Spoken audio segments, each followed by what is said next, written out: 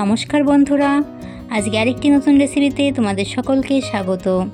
আজকে আমি বানিয়ে দেখাবো আম তেল। পারফেক্ট আম তেল কীভাবে বানালে সেই আম তেলটা বহুদিন পর্যন্ত ঘরে সংরক্ষণ করে রাখতে পারবে, সবটাই এই রেসিপিতেই বলে দেব।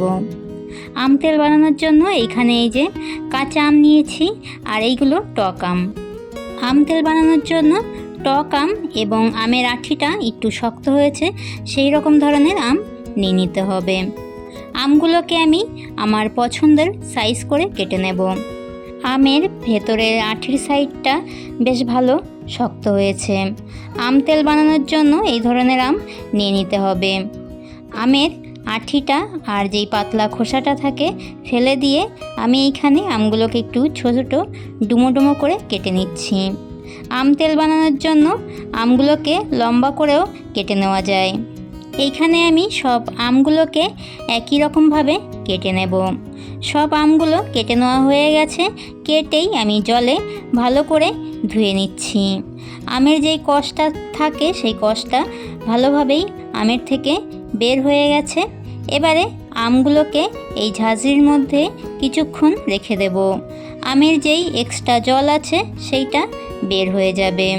আমগুলোকে আমি 15 মিনিট মতো রেখে দিয়েছিলাম। জলটা বেশ ভালোভাবেই শুকিয়ে গেছে। হালকা যেই জলটা আমটার সাথে লেগে আছে সেই আমগুলোকে আমি এইখানে শুকনো একটা কাপড়ের সাহায্যে মুছে নিচ্ছি। আম তেল বানানোর সময় আমে কোনো রকম জল থাকলে আম তেলটা ভালো হবে না। একদম শুকনোভাবেই আমগুলোকে মুছে নিতে হবে। আমি এইখানে প্রত্যেকটা আম একটা একটা করে শুকনো কাপড়ের সাহায্যে মুছে নিয়েছি। আমে যদি কোনো রকম এক্সট্রা জল থেকে যায় সেই আম তেলটা ঘরে বেশি দিন সংরক্ষণ করে রাখতে পারবে না। এইখানে আমার সব আমগুলোকে মুছে নেওয়া হয়ে গেছে, একটুও জল নেই। এবারে আমগুলোতে দিয়ে দিলাম হলুদ, লঙ্কার গুঁড়ো আর দিয়ে দেব সামান্য লবণ। লবণের পরিমাণটা একটু কম করে দিয়েই আমগুলোর সাথে মশলাগুলোকে মাখিয়ে রোদে দিয়ে শুকিয়ে নিতে হবে। রোদ যদি ভালো থাকে তাহলে এক রোদেই কিন্তু আমগুলো খুব সুন্দরভাবে শুকিয়ে যাবে। রোদের তাপ যদি কম থাকে তাহলে আমগুলোকে 2 দিন ধরে শুকিয়ে নিতে হবে। এবারে আমগুলোকে আমি একটা ঝাঁঝরিতে সাজিয়ে নেব। এই ঝাঁঝরিতে করেই আমগুলো আমি শুকোতে দেব। আর এরকম ঝাঁঝরিতে করেই আমগুলো দিলে খুব তাড়াতাড়ি আমগুলো শুকিয়ে যাবে। আমগুলোকে একটু সাজিয়ে ফাঁকা ফাঁকা করে দিয়ে দিলাম। এইখানে আমি আরেকটা ছোট ঝাঁঝরি নিয়েছি। এই ঝাঁঝরির মধ্যে বাকি আমগুলো দিয়ে সাজিয়ে নেব।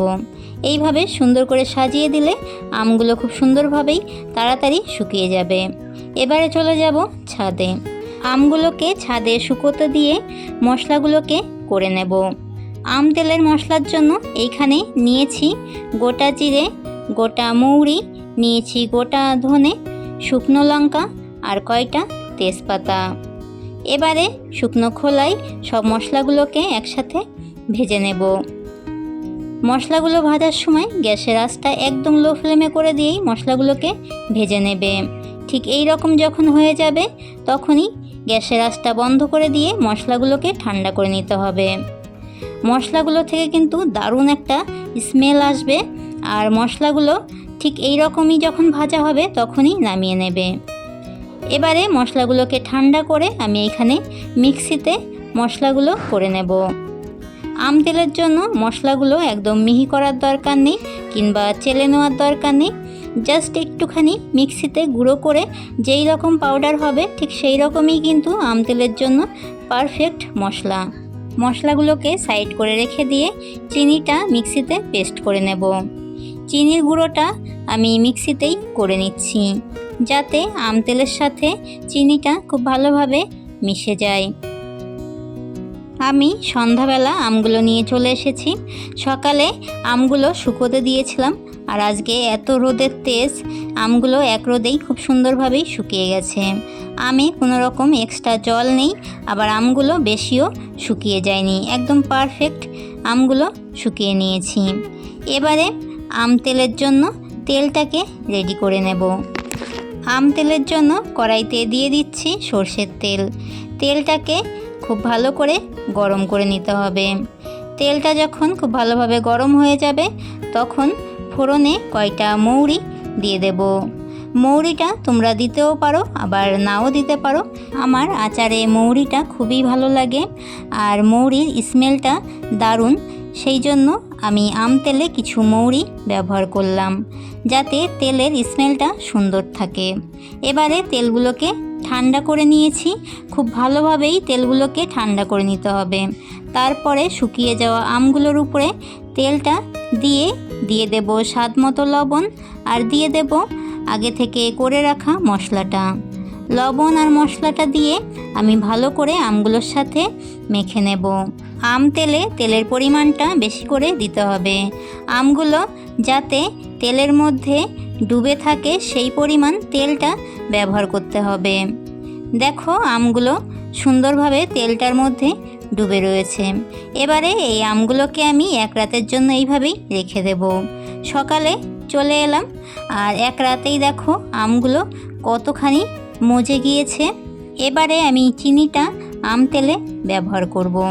তোমাদেরকে বলে দিই চিনিটা আগে আমি কেন আম তেলে ব্যবহার করিনি। চিনিটা আগে ব্যবহার করলে আমগুলো এত ভালো মজতো না।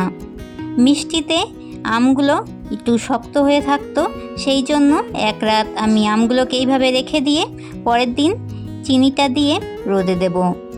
আমি আম তেল রেসিপিটি যেইভাবে বানিয়ে দেখালাম তোমরাও বাড়িতে এইভাবে আম তেল রেসিপিটি বানাবে। এইভাবে আম তেল বানালে আম তেলটা 1 বছর পর্যন্ত ঘরে সংরক্ষণ করে রেখে দিতে পারবে, একটুও নষ্ট হবে না। শুধু মাঝের মধ্যে রোদে দিয়ে রাখতে হবে। আমি এই আম তেলটা রাখার জন্য এখানে একটা কাচের বৈরম নিয়ে নিয়েছি আর এই কাচের বৈরমটা রোদে দিয়ে আমি ভালো করে গরম করে নিয়েছিলাম। এবারে আম তেলগুলো বৈরমটার মধ্যে ঢেলে নেব। আমগুলোকে প্রথমে বৈরমটার মধ্যে ভরে নিয়ে পরে তেলটা ঢেলে দেব। আম তেল বহুদিন পর্যন্ত সংরক্ষণ করে রাখতে চাইলে কাচের বৈরমটা অবশ্যই ব্যবহার করবে। আমার এই আম তেল রেসিপিটি তোমাদের কাছে ভালো লাগলে আমার চ্যানেলটিকে সাবস্ক্রাইব করে দিয়ে পাশে থাকা বেল বাটনে ক্লিক করে দেবে, যাতে আমার নিত্য নতুন রেসিপিগুলো তোমরাই প্রথমে দেখতে পাও। আর আমার এই রেসিপিটি তোমাদের কাছে ভালো লেগে থাকলে অবশ্যই একটি লাইক কমেন্ট শেয়ার করতে ভুলবে না। আম তেলটা যখনই বানাবে ওয়েদারটা একটু দেখে নেবে। বৃষ্টি কিংবা মেঘলা ওয়েদারে আম তেলটা বানাতে গেলে আম তেলটা নষ্ট হয়ে যাবে। একটু কড়া রোদের সময় আম তেলটা বানালেই বেশি ভালো হয়। আম তেলটা বানানোর পরে টানা 4-5 দিন রোদে দিয়ে রাখতে হয়, তাহলে আমগুলো খুব সুন্দরভাবে নরম হয়ে যায় আর আম তেলটাও ভালো থাকে আর খেতেও দারুণ হয়।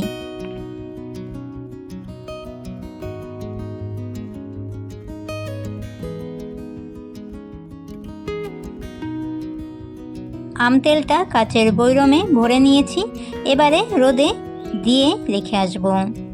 আজকের মতো এতটাই। তোমরা সকলে অনেক অনেক ভালো থাকবে আর সকলকে জানাই টাটা।